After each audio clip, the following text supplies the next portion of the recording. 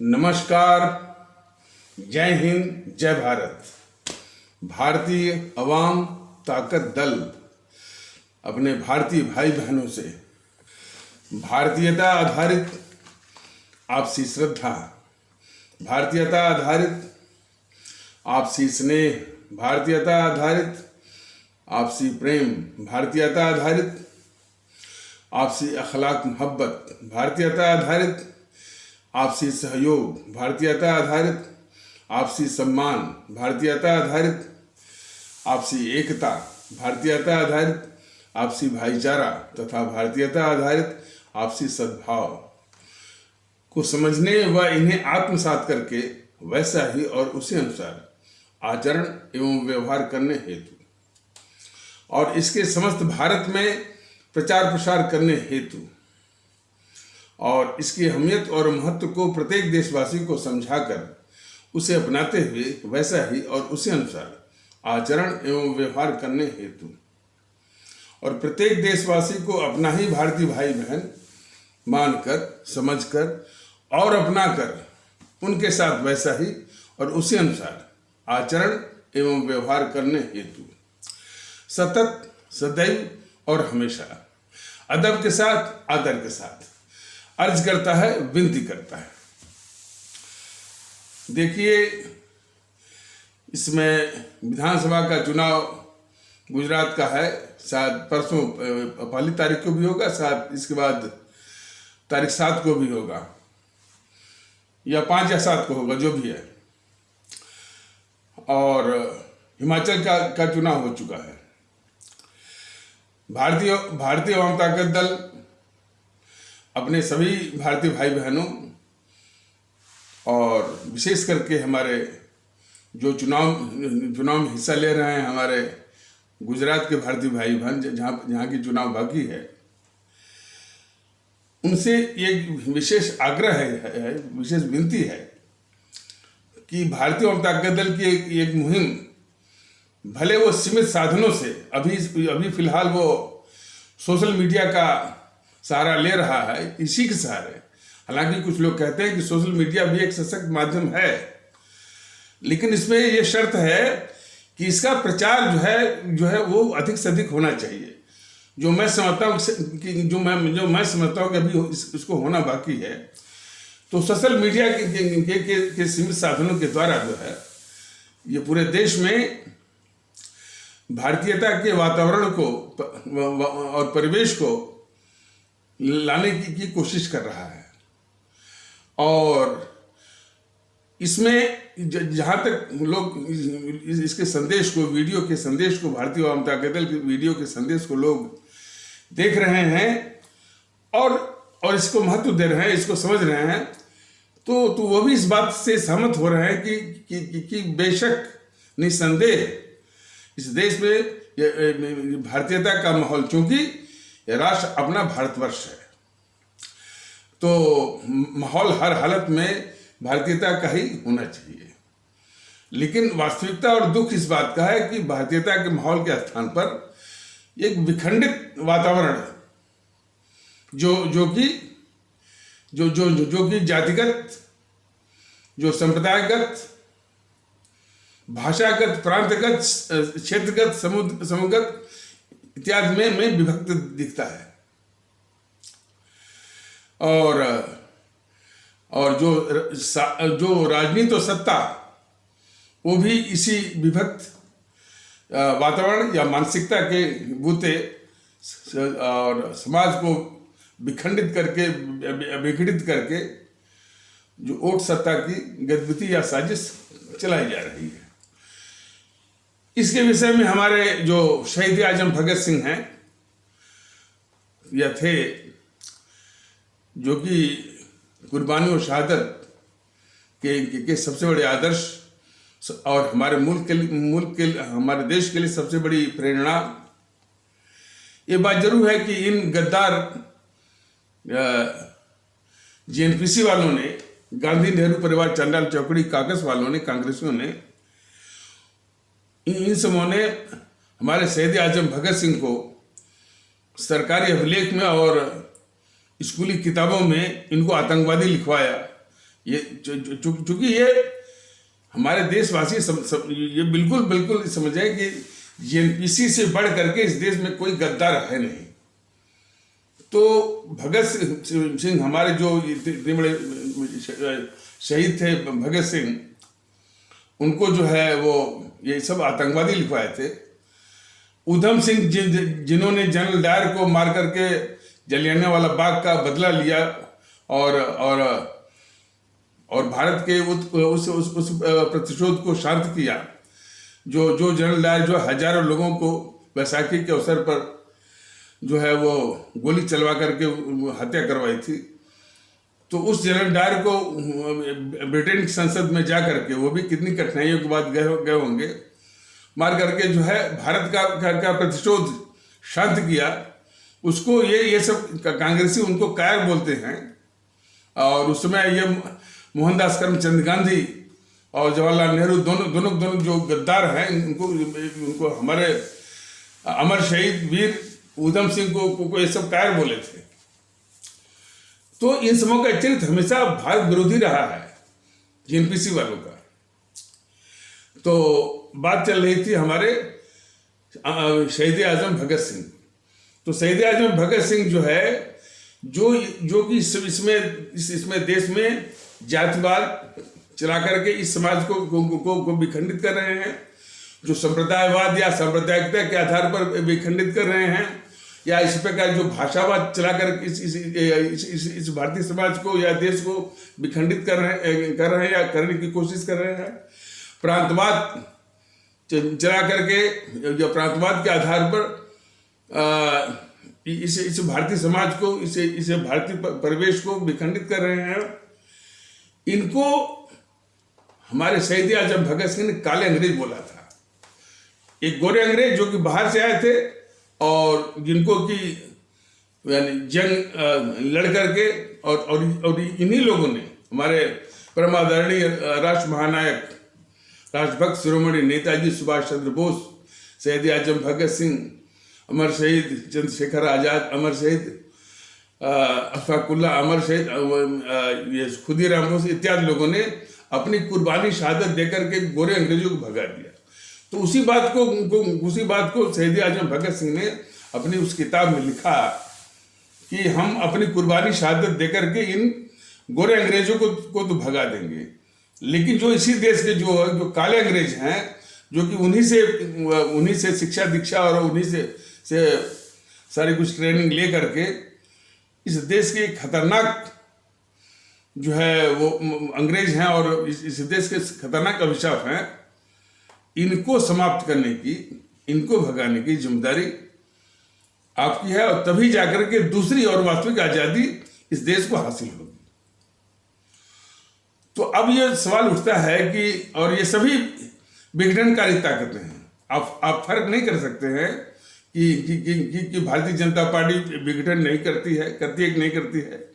NPC तो खैर वो विघटन की सबसे बड़ी माने सबसे बड़ी वो क्या कहते हैं कि बहुत बड़ी कारक है उसकी। और भी जो माने क्षेत्र हैं, छोटे दल हैं, स्थानीय दल हैं, वो जो है वही जातिवाद, संप्रदायवाद, भाषावाद, प्रांतवाद का, और ये जो वाद है उसके वाद ही नहीं बल्कि उसकी जो कट्टरताएं के आधार पर तो हर तरह से अभिशाप हैं। इन अभिशापों को हटाना जो है ये दूसरी इस हमारे मुल्क की दूसरी और वास्तविक आज़ादी है, आज़ादी की लड़ाई है। और वो लड़ाई अब जो है वो झंडा लेकर दौड़ने वाली नहीं है, धरना प्रदर्शन की नहीं है, किसी को शारीरिक यानी कष्ट देकर के नहीं है। ये है आप मन में ठानिए और जो चुनाव है, इलेक्शन है, उस समय जो है इनका निपटारा करिए। तो यही मौका है गुजरात के चुनाव का। तो हमारे गुजरात में रहने वाले जितने भारतीय भाई बहन हैं वो भारतीयता के आधार पर एक होकर के इन सारी शक्तियों को जो विघटनकारी ताकतें हैं राजनीतिक दलों के रूप में, चाहे वो भारतीय जनता पार्टी हो, चाहे कांग्रेस या जीएनपीसी हो, चाहे ये आम आदमी पार्टी हो, वो इनको नष्ट में नाबूद करिए ओटा मैंने नोटा के द्वारा। और नोटा का प्रतिशत यदि 95 से कम होगा तो वो कारगर नहीं होता है, इफेक्टिव नहीं होता है, काम का नहीं होता है। यदि वो 60% भी है, 70% भी है, 80% भी है, तो पता नहीं उसमें कौन सी व्यवस्था तिकड़म है कि वो जो है वो रिफ्लेक्ट नहीं होता, वो काम का नहीं होता। इसलिए यदि उसको कामयाब होना है तो वो प्रतिशत उसका 95% से ऊपर होने की आवश्यकता है उसकी। तो बिल्कुल मन में ठान करके बगैर कुछ अन्य विचार लिए हुए कि दूसरी आज़ादी प्राप्त करनी है, दूसरी और वास्तविक आज़ादी जो कि भारतीयता वाली मानसिकता ही वो दे सकती है। और भारतीयता की मानसिकता यह है कि हम सभी लोग न तो मराठी हैं, न तो गुजराती हैं, न तो बंगाली हैं, न तो हिंदू हैं, न तो मुस्लिम हैं। हम सिर्फ भारतीय, हम सभी लोग सिर्फ और सिर्फ भारतीय हैं। तो इस तरह की सोच, इस तरह का व्यवहार, इस तरह का आचरण और इस तरह का आपस में बर्ताव जो है ला करके दूसरी आज़ादी जो है के लिए जो है ये प्रयास कम से कम जो चुनाव के वक्त में ये दिखाने का वक्त है। तो बराबर ये भारतीय जनता दल, आप सभी आदरणीय मतदातागण, भारतीय भाई बहन, खास करके गुजरात के, उनसे विनम्र आग्रह है कि सभी लोग एक होकर के, और एक बने भारतीयता के आधार पर एक होकर, आप सभी लोग भारतीय हैं, तो नोटा का इस्तेमाल करिए और इन विघटनकारी ताकतों को, इन विखंडनकारी ताकतों को, और समाज विरोधी ताकतों को, या लंबे लुबाब जो हमारे शहीद आजम भगत सिंह का काले अंग्रेजों को नस्ते में नाबूद करना है नोटा के इस्तेमाल से, इसको नहीं भूलिए। एक डीके दुबे करके हैं, अपने को वकील कहते हैं और मोदी के अनुभक्तों में से वो एक हैं, और यूट्यूब पर वो आते रहते हैं।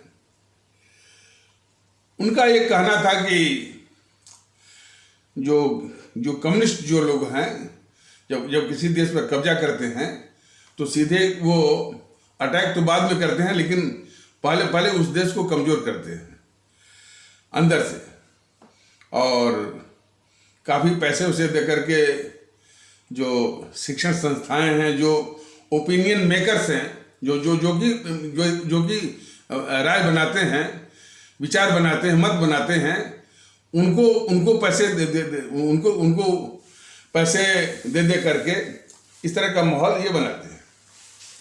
और उनका ये कहना था कि जब कम्युनिस्ट वाले जब रूस में आ गए तो यही काम जो है वो चीन में उन्होंने किया था। बाद में उन सबों ने जो है नरसंहार किया। भारत में भी जो है इन सबों ने मिलकर के इस जो भारत विरोधी या इस देश की गद्दार इंदिरा गांधी के द्वारा मिलकर के एक शिक्षण संस्थान ही इन सब ने बनवा लिया, ये जवाहरलाल नेहरू यूनिवर्सिटी, JNU, जवाहरलाल नेहरू विश्वविद्यालय, और यहाँ पर ये कम्युनिस्टों ने अपना अड्डा बना लिया। तो इससे भी जो है जो देश में जो मत तैयार करते हैं, विचार तैयार करते हैं, ओपिनियन तैयार करते हैं, उनका ये अड्डा हो गया, वो भी भारत विरोधी, और जो है भारत विरोधी और कम्युनिस्टों के पक्ष में। और अब चीन को लगा है कि भारत भी अपनी ताकत बढ़ा रहा है, सीधी लड़ाई में वो भारत से जीत नहीं सकता, तो भारत को कमजोर करने के लिए जो सबसे कारगर हथियार है वो हमेशा किसी न किसी बात पर आग लगाते रहना। ये उसको भी मालूम है, लोगों ने बताया भी होगा कि हिंदू मुस्लिम की जो नफरत है, यदि इसको भड़काते रहो, इसमें आग लगाते रहो, इस आग को बुझने मत दो, तो ये बहुत अच्छी तरह से मैंने उनके चीन की शब्दावली में, चीन के अनुसार जो है, ये देश हमेशा कमजोर ही रहेगा। ये चीन की रणनीति है। तो जरा उस सच्चाई के परिप्रेक्ष्य में जरा देखिए कि ये जितने भी हमारे देश में नफरत फैलाने वाले जो एजेंसी, संस्थाएं, समूह, वो किस किस तरह से हमारे देश में चीन के मंसूबों को पूरा करने के लिए, और बहुत मुमकिन है कि चीन से फंडिंग भी लेकर के, चीन से पैसे लेकर के हमारे देश में बिखराव या नफरत जो है वो फैला रहे हैं या नफरत बेच रहे हैं, पेडल कर रहे हैं। आप देखते होंगे कि सबसे जो सशक्त माध्यम है मीडिया, और मीडिया में भी वो इलेक्ट्रॉनिक मीडिया या टेलीविजन में जितनी भी चर्चाएं हमारे भारतीय भाई बहन देखते होंगे, तो उन चर्चाओं का कम से कम 80 से 90% वो हिंदू मुस्लिम, हिंदू मुस्लिम, हिंदू मुस्लिम। ये उनकी एक सस्टेन्ड भारत में नफरत फैलाने की साजिश चल रही है मीडिया के द्वारा।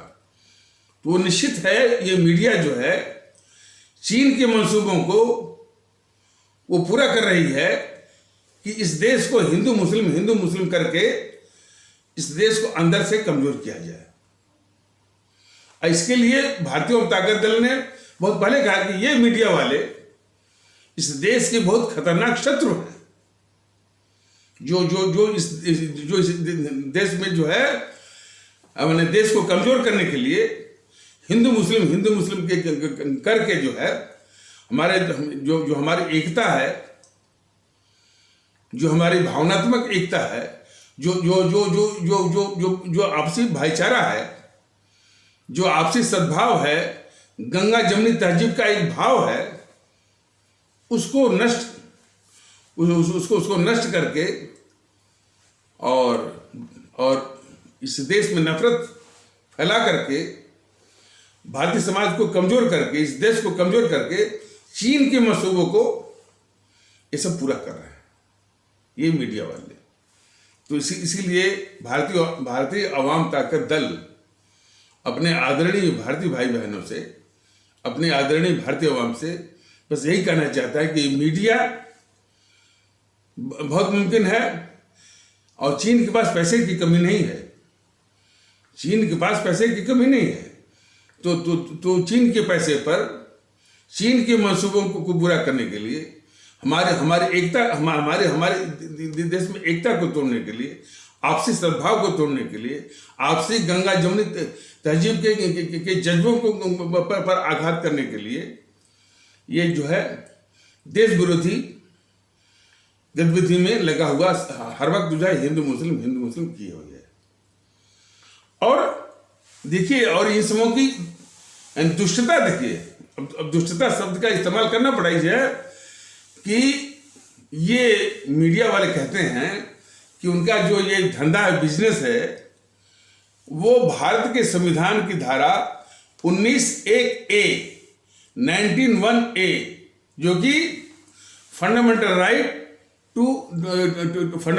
To freedom of free speech and expression, अभिव्यक्ति की आजादी का मौलिक अधिकार के आधार पर जो है इनका पूरा धंधा है, मीडिया का पूरा धंधा है, चाहे इलेक्ट्रॉनिक मीडिया हो, चाहे प्रिंट मीडिया हो, चाहे अखबार हो, चाहे पत्रकार, इनका धंधा है। और ये जो मीडिया जो है उसी भारत के संविधान का, उस आदेश का, उस निर्देश का बराबर जो है वो उल्लंघन कर रहे हैं कि हम लोग, वो कहता है कि हम भारत के लोग, मतलब हमारा जो संवैधानिक वजूद है कि हम भारत के नागरिक हैं, हम भारतीय हैं, उसका बराबर ये जो बेहयाई के साथ और बेशर्मी के साथ लगातार उल्लंघन कर रहे हैं। तो यह भी एक सच्चाई है। तो ये देश विरोधी माने हिंदू मुस्लिम तो कर ही रहे हैं, भारत के संविधान के उस आदेश, उस निर्देश का की भी हत्या कर रहे हैं, जो संविधान कहता है कि हमारा कि हम सभी का भारतीय नागरिक के अलावा कोई वजूद नहीं है। तो इस सच्चाई को भी समझने की आवश्यकता है। तो ये जो मीडिया जो है भारत विरोधी गतिविधि में लगा हुआ है चीन की मंसूबों को पूरा करने के लिए।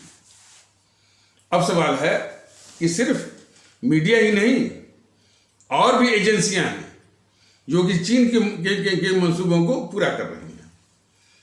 ये आपके पुष्पेंद्र कुलश्रेष्ठ लगातार जो है उसका कोई भी इस तरह से भाषण हो, कोई भी प्रोग्राम हो, वो जरूर हमारे इस्लाम आस्था वाले भारतीय भाई बहनों पर और इस्लाम पंथ पर, दोनों पर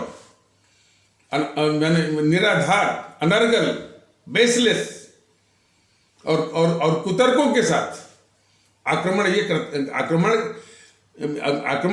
करके हमारे देश में वही नफरत ये फैलाता रहता है। और पुष्पेंद्र कुलश्रेष्ठ अकेला नहीं है।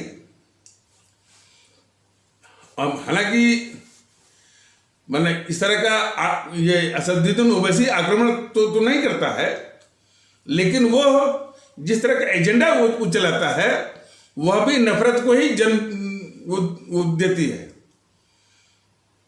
और हर वक्त जो है वो इस्लाम में जो है वो यानी जो हमारे इस्लाम आस्था वाले भारतीय भाई बहनों के बहाने, उनके हित के बहाने, और हमारे इस्लाम आस्था वाले भारतीय भाई बहन भी समझते होंगे कि उनका हित हिजाब में नहीं है, उनका हित जो है मदरसे में भी नहीं है। और जहां तक इस्लाम पंथ की बात है, इस्लाम पंथ के अनुसरण की आजादी है, वो भी व्यक्तिगत तौर पर है। बाकी महत्व जो है वो भारतीय नागरिक की तरह व्यवहार करें, इसमें जो है वो शिक्षित हों, काबिल हों, शिक्षित और काबिल बन करके हमारे भारतीय समाज में, हमारे मुल्क में जो है इज्जत कमाएं, प्रतिष्ठा कमाएं, इसकी जरूरत है। हिजाब के भरोसे, और कभी कभी बोलते हैं कि मैंने इस तरह से उनकी मानसिकता जड़ पड़ी है। असदुद्दीन ओवैसी जो ऐसे लोग, और असदुद्दीन ओवैसी जैसे वो अकेले नहीं है, तमाम इस तरह से कट्टरवादी तत्व आते रहते हैं जो कि पता नहीं किस अधिकार से, किस मानसिकता से बोलते रहते हैं कि भाई हम तो कुरान का पालन करेंगे। उनको कोई बताने वाला नहीं है कि भाई इस देश में कुरान नहीं चलेगा। कुरान आपका एक व्यक्तिगत मसला है, व्यक्तिगत रूप से निभाइए, लेकिन वह भी यदि वो इंसानियत के आदर्शों का उल्लंघन करता है, देश के कानून का उल्लंघन करता है, तो हमेशा जो है उसको चुनौती दी जाएगी और दी जा सकती है कोर्ट में, और कोर्ट का फैसला मान्य होगा। तो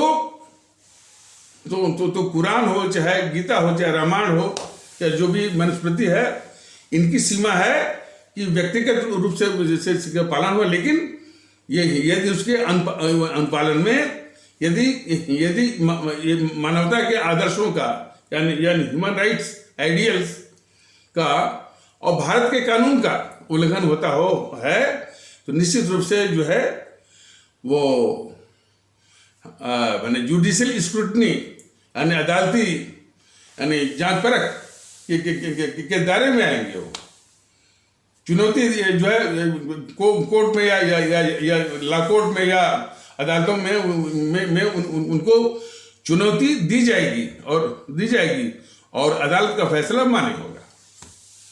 ये है, ये कहना कि नहीं ये हम तो कुरान को ही मानेंगे, ऐसे लोगों को सबक सिखाना चाहिए। सबक तो यही है कि भाई यदि आपको कुरान से चलना है तो ये देश आपके लिए, यह देश जो है कुरान के लिए नहीं है। छोड़ दीजिए, आप जहां कुरान चलता है वहां आप जाइए। लेकिन ऐसा ये एक संवैधानिक देश है, और तो तो इस तरह से एक नफरत का माहौल असदुद्दीन ओवैसी वगैरह जो है वो ये सब फैलाते रहते हैं। असदुद्दीन गिरोह की एक विशेषता और है कि असदुद्दीन ओवैसी का एक छोटा भाई है, वो अकबरुद्दीन ओवैसी। देखिए, यदि मान लीजिए यदि अकबरुद्दीन ओवैसी को ये असदुद्दीन ओवैसी बताया होता कि भैया हम मुसलमान नहीं हैं, तुम भी मुसलमान नहीं हो, और जिसको जो है कोई भी मुसलमान नहीं है, सभी लोग भारतीय हैं, तो चाहे मुगल का काल हो, चाहे सल्तनत का काल हो, चाहे कोई भी काल हो, वो सब अकबर हो चाहे बाबर हो, चाहे शाहजहां हो, चाहे जहांगीर हो, चाहे औरंगजेब हो, जो भी हो, वो सभी भारतीय हैं। तो जिसको ये अकबरुद्दीन ओवैसी कहता है कि हमने हिंदुओं पर जो है 1000 तक शासन किया, तो यह तर्क उसका अपने आप ढह जाता, डिमोलिश हो जाता, जिस वक्त जो है उसके सामने कोई आईना दिखाता कि भाई अकबर भी भारतीय था और जिनके ऊपर शासन वो कर रहा था वो सब भी भारतीय थे। तो एक भारतीय के द्वारा भारतीयों पर शासन यदि होता है, तब तुम्हारा ये तर्क जो है कि हमने वो हिंदुओं पर शासन किया, ये अपने आप जो ढह जाएगा, डिमोलिश हो जाएगा।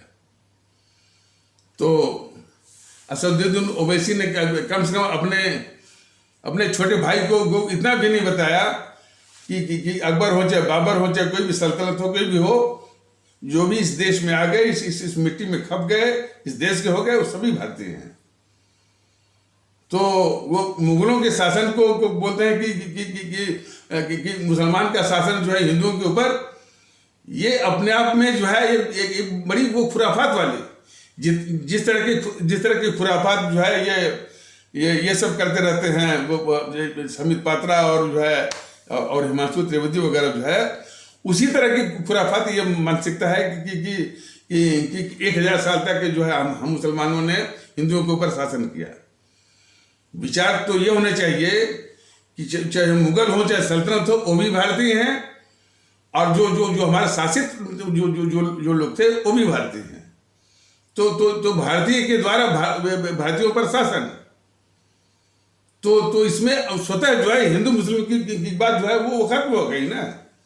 लेकिन ये तब होता है जबकि ये बेवकूफ किस्म का जो है असदुद्दीन ओवैसी अपने कम से कम भाई को सिखा देता कि भैया न तो तुम मुसलमान हो इस देश में, न तो हम मुसलमान हैं, न कोई मुसलमान है, सभी लोग भारतीय हैं।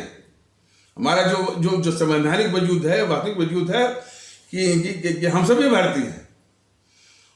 संविधान तो खैर कहता ही है, लेकिन जो इस देश की संस्कृति है, इसलिए भारत का वजूद कोई यहीं से नहीं, जमाने से है।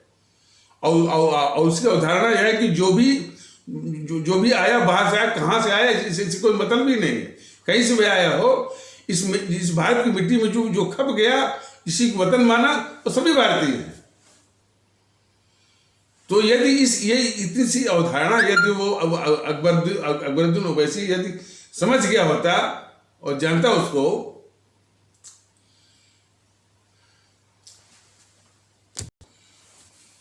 तो इसकी नौबत नहीं आती। और यदि इसकी नौबत नहीं आती, तो इस तरह से दूसरी ओर जो है आक्रांता बोल करके, मुगलों का आक्रांता बोल करके जो इस देश में नफरत फैलाने का जो चक्र चल रहा है, जो साजिश चल रही है, वो चक्र भी नहीं चलता, वो साजिश भी नहीं चलती हमारे देश में नफरत फैला करके हमारे भारतीय समाज को कमजोर करने का। और इसका सबका इलाज है भारतीयता। अब चूंकि भारतीयता के विरुद्ध इनका आचरण है, इनकी सोच है, चाहे वो ये हिमांशु त्रिवेदी हो, चाहे समित पात्रा हो, चाहे और सिर्फ हिमांशु त्रिवेदी और समित पात्रा अकेले नहीं है, जितने भी नेता और प्रवक्ता हैं, जितने भी नेता प्रवक्ता हैं, सभी जो है कोई भी जो है भारतीयता की बात नहीं करता है। भारतीयता के संबंध में सब वो एक दीवार छू लेते हैं, बस क्या बोले कि हम भी भारतीय हैं, बस ये यूट्यूब वाले सर क्या क्या क्या क्या भारतीयता की बात झूठ मूठ का वो रट लगाते हैं। हम भी तो भारतीय हैं। यही तो सवाल है कि सिर्फ भारतीय शब्द का उच्चारण कर देने से, मुंह से निकाल देने से आप जो है वो भारतीय नहीं हो गए। उसकी तरफ से आपको आपकी सोच, आपका आचरण होना पड़ेगा। आप बराबर जो है वो कि ये हिंदू है, तो ये मुस्लिम है, तो ये सिख है, ये ठाकुर है, ब्राह्मण है, ये भारतीयता के सिद्धांत के सर्वथा विरुद्ध है। ये तो अपने को भारतीय कहना और अपने भारतीय कहना या कभी कभी दावा भी करना और आचरण जो है उसके ठीक उसके विपरीत, तो यह दूसरे तरह की समस्या को जन्म देता है। तो इस तरह के तमाम जो है यानी समित पात्रा और सुधांशु त्रिवेदी के अलावा भी और भी पार्टियों के हैं, उनका तो आलम ही दूसरा है। वो सिर्फ जातिवाद में विश्वास करते हैं, विश्वास ही नहीं करते। पूरी रणनीति उनकी चुनाव की वोट छीनने की पूरी रणनीति। वहां तो भारतीयता की अवधारणा को बहुत बुरी तरह से उसको कुचला जाता है। तो बात चल रही थी कि जो है भारतीयता की अवधारणा का यह पूरा सम्मान होता, आचरण व्यवहार में होता, तो ना तो अकबरुद्दीन ओवैसी को यह कहने का मौका मिलता कि हम मुस्लिम जो है 1000 साल तक जो है वो हिंदुओं पर राज किए हैं, क्योंकि शासक भी भारतीय और शासित भी भारतीय, ये बात ही नहीं आती। और फिर इसी की प्रक्रिया में जो लोग जो मुगलों को बोलते हैं, आक्रांता बोलते हैं, वो भी नहीं बोल पाते, मुगल भी भारतीय हैं। तो इसलिए ये समझने की आवश्यकता है कि ये भारतीयता की अवधारणा जो है कितनी आवश्यक है और कितनी समस्याओं का वह एकमात्र दवा है।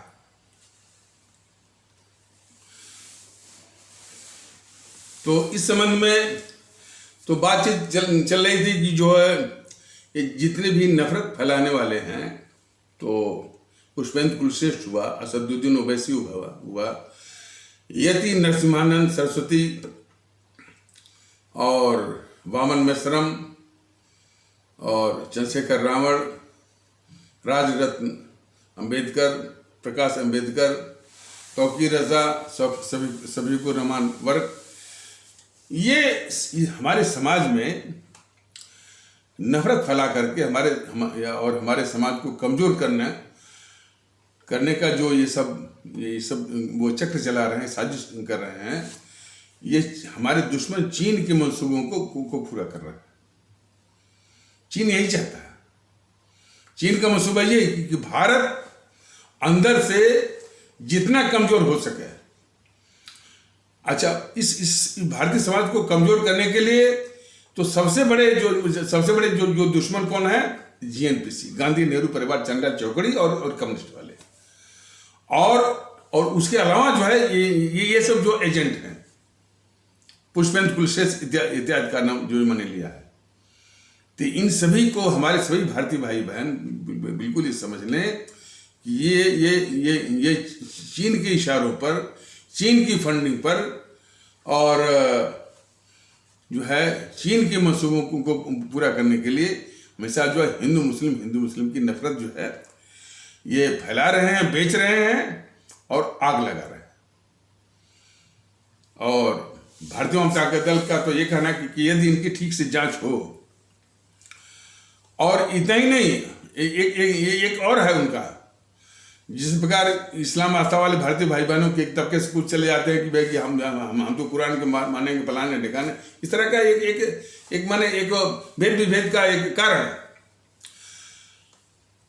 और इधर जो है वो हिंदुत्व, सनातन, यह भी जो है हमारे समाज में जो है एक भेद विभेद का बहुत बड़ा कारण है।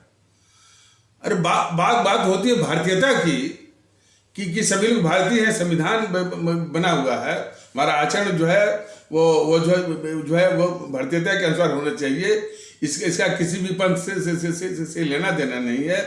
और यदि धर्म की बात है तो एक राष्ट्र धर्म है और वो है और उसको निभाना है। और राष्ट्र धर्म से मतलब है कि राष्ट्र धर्म का ये मतलब है कि इस देश भारत मुल्क को सर्वोच्च मानिए, अवाम को सर्वोच्च मानिए, संविधान को सर्वोच्च मानिए, और इसके बाद जो आपकी मान्यता है और देश की एकता अखंडता में विश्वास रखिए। सबको अपना ही भारतीय भाई बहन मानिए और देश की जितनी भी वो गौरवशाली हमारी जो माने संपदाएं हैं, नदियां हैं, पर्वत हैं, गौरवशाली जो है हमारी विरासत है, गौरवशाली हमारा इतिहास, सब पर जो है एक स्वाभिमान, गौरव होने की आवश्यकता है। ये भारतीयता है। अब इसी में जरा देखिए, भारतीय जनता दल कह रहा है कि भाई कि हमारे जितनी भी हमारी जो है साझी विरासत है, साझा इतिहास है, साझी सोच है, गंगा जमुनी तहजीब का एक विचार है, ये प्रतीक है भारतीयता का। और लेकिन विखंडनकारी सोच वाले कहते हैं कि नहीं साझी विरासत नहीं, हिंदुत्ववाद। तो यह भी एक जो है जो कुतर्क लेके चले आते हैं हिंदू और हिंदू राष्ट्र इत्यादि का जो है, वह भी यदि ठीक से जांच की जाए, इसकी छानबीन की जाए, तो वो भी ये बात निकल के आएगी कि वो चीन के ही एजेंट, चीन के ही पैसे पर, चीन की फंडिंग पर, चीन के इशारे पर, चीन के मंसूबों को क्या मंसूबा है, भारत को अंदर से कमजोर करना, वही काम कर रहा है। तो हमारे जो भारतीय अवाम है, इसके ऊपर संकट के बादल बहुत घने हैं, बहुत गहरे हैं। आप देख नहीं पाते कि आखिर जिस देश में भारतीयता के आधार पर एका होना चाहिए, भाईचारा होना चाहिए और जो है भावनात्मक एकता होनी चाहिए, सद्भाव होना चाहिए, इखलाक मोहब्बत होना चाहिए, आज जो है किसी न किसी बहाने जो है वो नफरत का एक बाजार, नफरत की एक मुहिम वो चल पड़ा है। तो हमारे भारतीय भाई बहनों का फर्ज बनता है कि नफरत जो है वो फैलाने वालों को किसी भी रूप में हो, उनको ठीक से पहचानिए। और ये निश्चित रूप से ये किसी न किसी ये पार्टी किसी न किसी राजनीतिक दल के संरक्षण में ही करते हैं, सब ऐसी बात नहीं। तो इसीलिए तो भारतीय जनता दल कहता है कि ये जो राजनीतिक दल हैं वो विघटनकारी तो हैं ही, जो देश में नफरत फैलाने वालों को संरक्षण भी देते हैं। अरे अभी करीब 2 साल पहले ये निकला था कि झारखंड में ये पकड़ा गया था कोई इस तरह से कोई वो कंप्यूटर वगैरह का एक दुकान वगैरह जो भी मान लीजिए, और वो बाद में पता चला कि वो कांग्रेसियों का, एनपीसी वालों का, और 1000 सिम एक ही नंबर का, 1000 सिम, वो भी एयरटेल से मिला हुआ। मतलब जैसे मान लीजिए कि एक ही नंबर के यानी 2-3 सिम आप प्राप्त करना चाहें तो आपको दिक्कत हो जाएगी।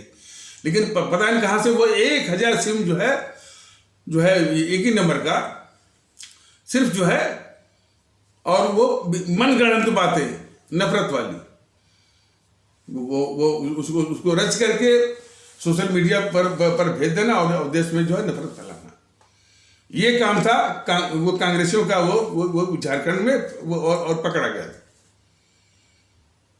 तो इस तरह से जितने भी नफरत फैलाने वाले हैं तो हमारे कम से कम जो भारतीय भाई बहन हैं इनको पहचान सकते हैं, और उनको पहचानने का बहुत आसान तरीका है आसान तरीका यह है कि जो भी भेद विभेद की बात करे, कहीं से भी, जहां उसने कहा हिंदू मुस्लिम कहा, निश्चित जान जाइए कि ये समाज का दुश्मन है। जिसने भी हिंदू मुस्लिम की बात शुरू की उसको समझ जाए वो जो है वो इस समाज का, देश का दुश्मन है। जिसने भी पंचर पुत्र बोला, निश्चित है कि वो इस समाज और देश का दुश्मन है। उसको कैसे बहिष्कार करना है, कैसे उसके मंसूबों को जो है वो यानी धूलित करना है, ध्वस्त करना है, हमारे भारतीय भाई बहन जो है अच्छी तरह वो जानते हैं। तो इसलिए आवश्यक है कि इनको पहचाना, और खास करके जो है इन कांग्रेसियों के, बीजेपी वालों के और जितने भी हैं, मैंने बताया ना कि अपराधियों के तीन हथियार होते हैं, तीन ही हथियार होते हैं। एक तो बार बार झूठ बोलना, उनका साथ विश्वास है कि हम झूठ बोलेंगे और 100 बार झूठ बोलेंगे तो वो झूठ भी सच की तरह प्रतीत होने लगेगा, दिखने लगेगा। ये उनका उनकी सोच है। तो वो बराबर झूठ का ही सहारा लेते हैं। अब आप देखते होंगे कि जो राहुल गांधी है ये बार बार झूठ ही बोलता है, लगातार झूठ बोलता है। और पूरे जेएनपीसी के जितने भी नेता और प्रवक्ता सब झूठ ही बोलते हैं। और उसी का संक्रमण जो है, इन्फेक्शन संक्रमण जो है, बीजेपी के जितने भी मैंने काफी नेता प्रवक्ता जो है उनको संक्रमण लग गया है झूठ बोलने का। तो इन अपराधियों का एक हथियार होता है झूठ परोसना, झूठ बोलना। दूसरा होता है अफवाह। अफवाह में बीजेपी तो खैर बहुत पीछे है। अफवाह फैलाने में सबसे आगे है जेएनपीसी, गांधी नेहरू परिवार चंद्र चौकड़ी, काकस और कम्युनिस्ट वाले और भी। अफवाह। तीसरा है उनका दुष्प्रचार, जो है मिस इन्फॉर्मेशन कैंपेन। तो हमारे जो भारतीय भाई बहन हैं, आदरणीय भारतीय भाई बहन, इनसे कैसे बचें, उसका बस एक ही उपाय है कि जो ही आपको आभास हुआ कि ये भेद विभेद की बात करता है, मैंने और अलग अलगाव वाली बात करता है, तुरंत जो है इसकी बातों को कि वो कूड़ेदान लायक हैं, सुना और कूड़ेदान में डाल दिया, ध्यान नहीं देना है।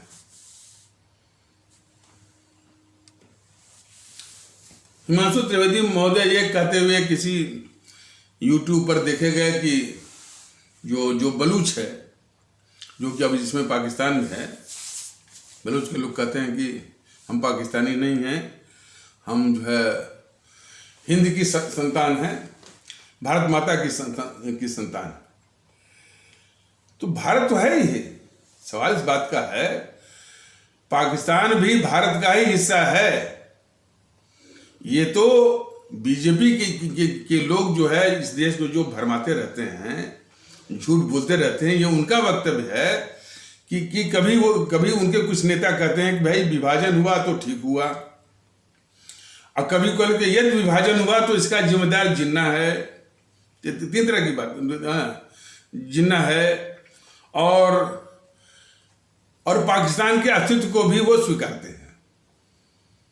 खास करके जो वाजपेयी था प्रधानमंत्री, जबकि वो अपने प्रधानमंत्रित्व काल में वहाँ गया था बस यात्रा करके पाकिस्तान में, तो उसने यही कहा था। देखिए हमको लोग कह सकते हैं कि भाई बोलते हैं ना प्रतिदिन से उनका मर्यादा। सवाल इस बात है कि जो भारत के दुश्मन हैं, क्या वो इज्जत के लायक हैं? इस देश का विभाजन जो है वो सबसे बड़ी त्रासदी है, सबसे बड़ा दुखड़ा है, और उसको जो मान्यता दे वह भी इस भारत का सबसे बड़ा दुश्मन है। जाकर के बोला कि भाई हम जो है पाकिस्तान के वजूद को मानते हैं। जैसा कि किसी एपिसोड में भी मैंने बताया कि भाई ये गौरव आर्या कोई रिटायर्ड मेजर है जो कि इसमें टीवी पर आता रहता है, दिखाई पड़ता है। तो किसी पाकिस्तानी वो जो है पत्रकार या एंकर के द्वारा ये सवाल किए जाने की भाई कि ये थोड़ा सा पाकिस्तान वाले दुख मानते हैं कि बीजेपी की सरकार जो है वो इसके वजूद को तस्दीक नहीं करती पाकिस्तान के।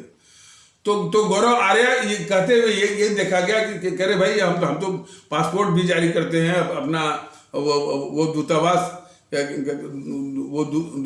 जो है के भी संबंध स्थापित किए हुए हैं। तो किस प्रकार हम यकीन दिलाएं कि जो है ये बीजेपी की सरकार जो है आपके वजूद को तस्दीक करती है।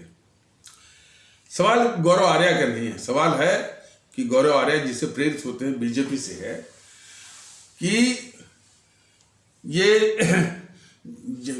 यदि वो माने न माने, भारत विभाजन एक बहुत बड़ी त्रासदी है, बहुत बड़ी दुर्घटना है और इतिहास में सबसे बड़ी। तो उसको दुर्घटना के रूप में देखो ना। और पाकिस्तान भारत का ही हिस्सा है, भारतीय आवाम ताकत बिल्कुल स्पष्ट मानता है। और भारतीय आवाम ताकत दल को यदि मौका मिलेगा, जब भी मौका मिलेगा, वो पाकिस्तान को भारत में जरूर लाएगा। जो पाकिस्तान को भी लाएगा, बांग्लादेश को भी लाएगा, इसलिए कि ये वो भारत के ही हिस्से हैं। वो एक ऐतिहासिक एक त्रासदी है, जो कि वो त्रासदी जो है गद्दार मोहनदास करमचंद गांधी, गद्दार जवाहरलाल नेहरू के सत्ता हथियाने की जो है एक वो दुष्परिणाम का एक नमूना है, देश विभाजन। और देश विभाजन के साथ जो और त्रासदी हुई, 25 से 30 लाख लोगों की जो जाने गई, 3 करोड़ से ऊपर हमारे भारतीय भाई बहनों के घर उजड़े। उसको जाकर के ये वाजपेयी जो है वो मान्यता देता है जाकर के वहाँ, और वो भी बस यात्रा करके, और गौरव आर्या भी कहता है। लेकिन उनकी भारतीय जनता दल और मैं समझता हूँ भारतीय जनता दल से हमारे भारतीय भाई बहन भी सहमत होंगे कि पाकिस्तान जो है एक बहुत बड़ी त्रासदी का नमूना है।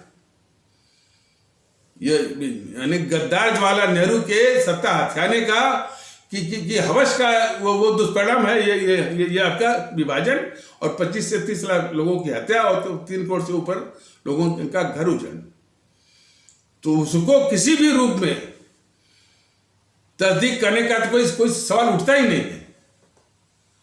लेकिन ये दोहरी मानसिकता वाले, और वो ये जाकर के सुधांशु त्रिवेदी जो है बलूच के लोगों से उल्टे कहलवाता है कि उल्टे होने ठीक कहलवा कि बलूच लोग कहते हैं कि हम पाकिस्तानी नहीं है, बल्कि हम तो वो भारत माता की संतान है। तो एक और तो तुम कहलवाते हो कि बलूच के लोग भी अपने को पाकिस्तानी नहीं मानते। ठीक, बलूच के लोग यदि अपने को पाकिस्तानी नहीं मानते तो ठीक है, आप अपने भारत माता की संतान है। दूसरी ओर तुम्हारा वाजपेयी जाकर के पाकिस्तान के वजूद को तस्दीक भी करता है। तो इस तरह की जो दोहरी मानसिकता और दोहरा चरित्र, डबल स्टैंडर्ड, या फिर उसको जो कुछ लोग उसको दोगलापन कहते हैं, बिल्कुल ये दिखाते हैं सब। और बीजेपी का जो दोहरा चरित्र है, यह इस देश को बहुत दुख दे रहा है, और हर मायने में। अब इसका मंसूबा क्या है ये समझ में नहीं आता। वो कभी भारतीय तो कभी हिंदुत्व, बात होगी भारतीय एकता की तो बोलेगा कि नहीं, वो जो है वो हिंदू एकता चाहिए, 80-20 चाहिए।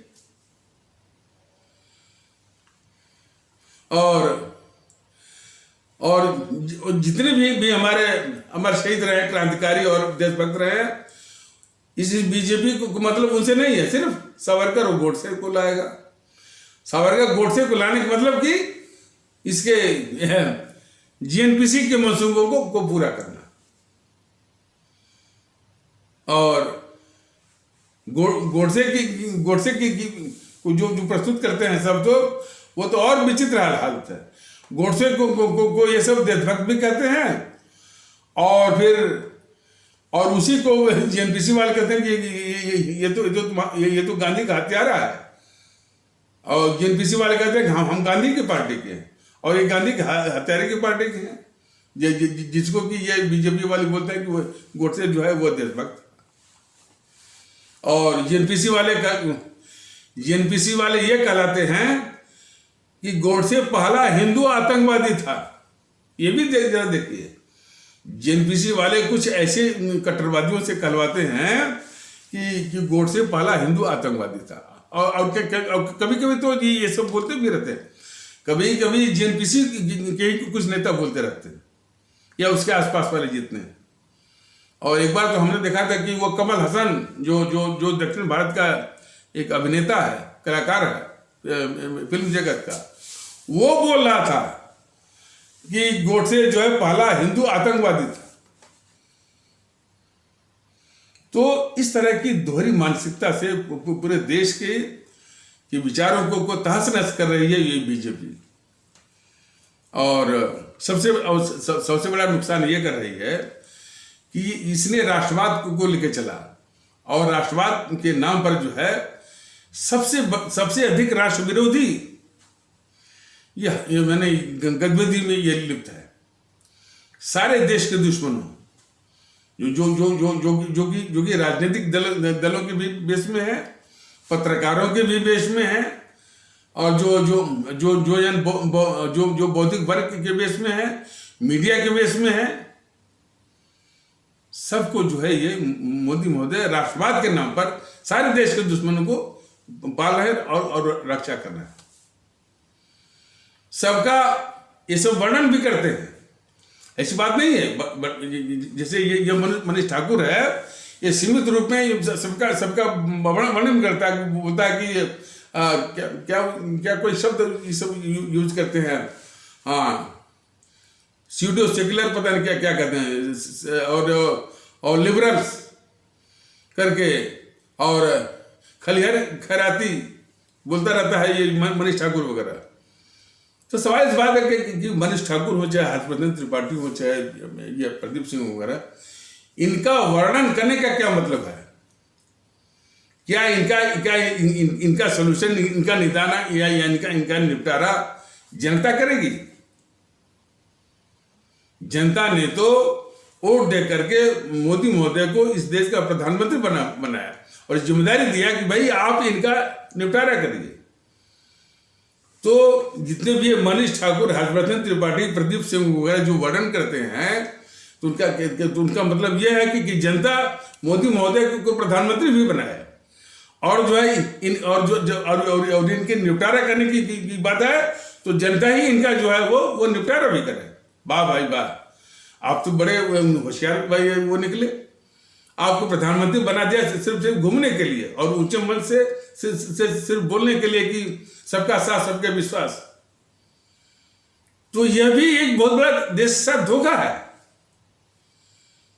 कि जो कार्रवाई मोदी महोदय को करनी चाहिए इन देश विरोधी ताकतों के खिलाफ, जिनको नष्ट में नाबूद करना चाहिए, तो मोदी महोदय तो करते नहीं है, चाहे उनकी कायरता हो, चाहे उनकी निकम्मपनी हो, चाहे जो भी हो।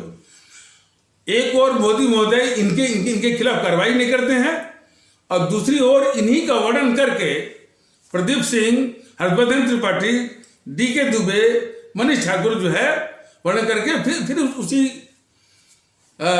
बीजेपी के पक्ष में जो है चुनावी माहौल बनाते हैं। इस साजिश को जरा बहुत ढंग से हमारे भारतीय भाई बहन समझे। वो बीजेपी के पक्ष में चुनावी माहौल का मतलब क्या है? यदि इनको वोट मिल जाए तो फिर जो है इनकी रक्षा करेंगे और आप उसका वर्णन करेंगे। तो यह भी एक, जो भी कह लीजिए कि दोहरी मानसिकता और डबल स्टैंडर्ड, जो भी कह लीजिए, कि इनके जितने भी सिपह सालार पत्रकार हैं इनके विषय में वर्णन करेंगे और मोदी महोदय इसकी रक्षा करेंगे। और ये वर्णन करके फिर उसी उसी उसी बीजेपी के पक्ष में, मोदी के पक्ष में चुनावी माहौल बनाएंगे। तो ये सबसे बड़ा धोखा नहीं तो और क्या है।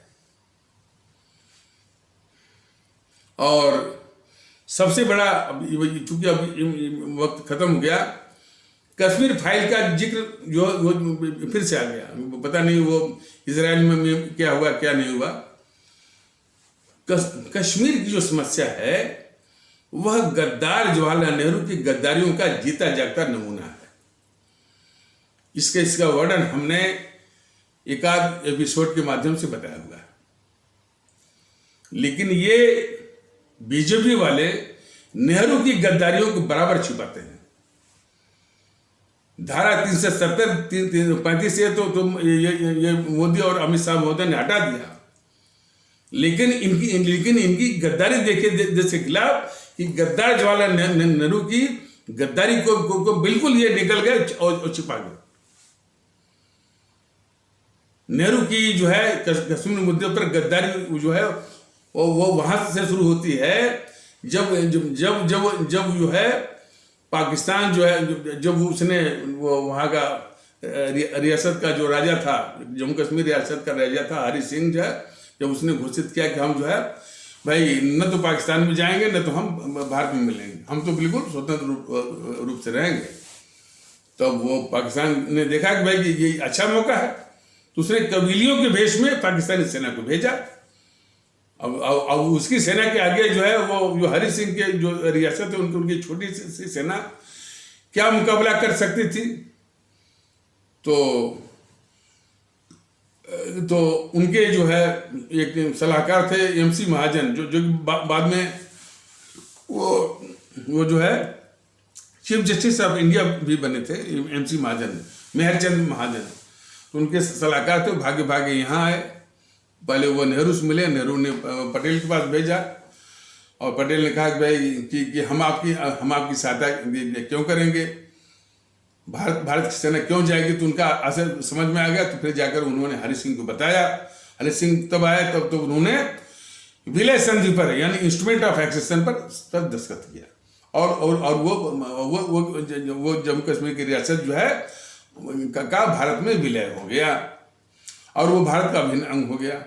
तब भारतीय सेना वहाँ गई और हालांकि कोई सड़क का मार्ग भी नहीं था और वहाँ हवाई जहाज से सेना जाती थी वहाँ पर।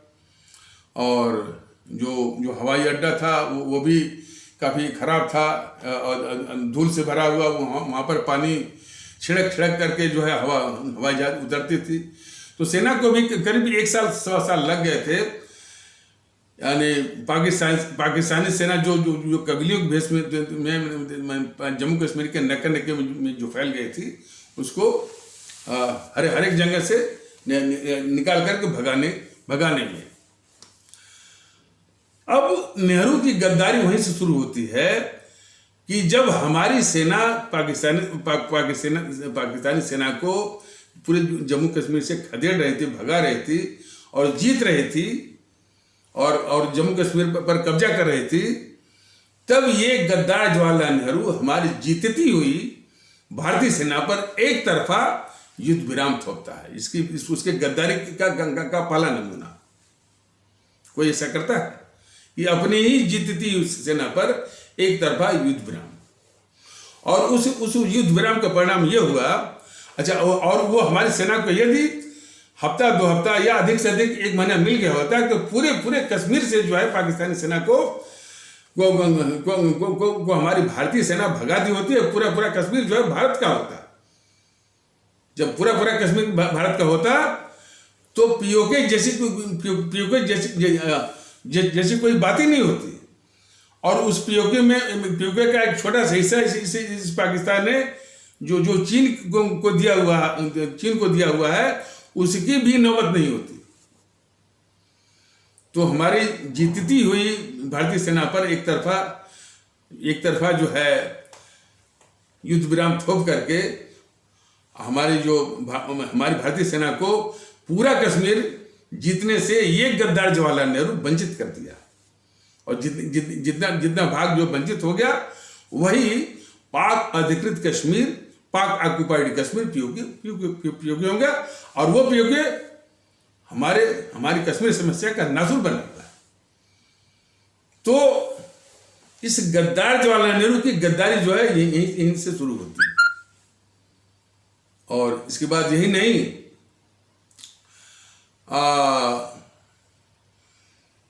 इसके बाद जो है, जब वो इसने एक तरफा युद्ध बनाम थोपा, फिर इस मसले को, अब इसकी दूसरी गद्दारी जरा सुनिए। फिर इस मसले को ये गद्दार जवाहरलाल नेहरू इसको संयुक्त राष्ट्र संघ ले गया। बताइए, जैसे आप लोग भी गांव गिराज के होंगे, कोई खेत आपका है, कोई इस तरह की संपत्ति है जो आपकी है, तो क्या उस घर का मालिक जो है जो आपका खुद का वो संपत्ति है या खेत आपका खुद का है, क्या इस मसले को वो पंचायत में ले जाएगा? लेकिन चूंकि ये गद्दार था, और इसलिए यानी भारत विरोधी अंतरराष्ट्रीय ताकतों का इसमें दखल का दरवाजा खोलने के लिए, या उसका दखल को आमंत्रित करने के लिए, ये गद्दार जवाहरलाल नेहरू कश्मीर के मसले को ले गया संयुक्त राष्ट्र संघ।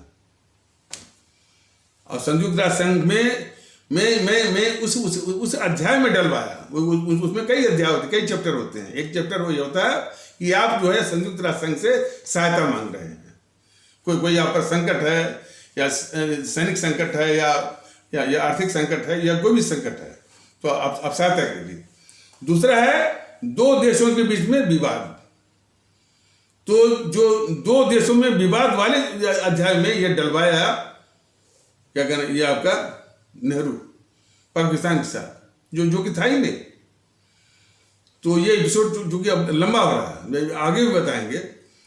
तो जम्मू कश्मीर की समस्या और हमारे जो कश्मीरी पंडित कहे जाते हैं उनकी समस्या, गीता जय का नमूना है ये। और इन्हीं आवश्यक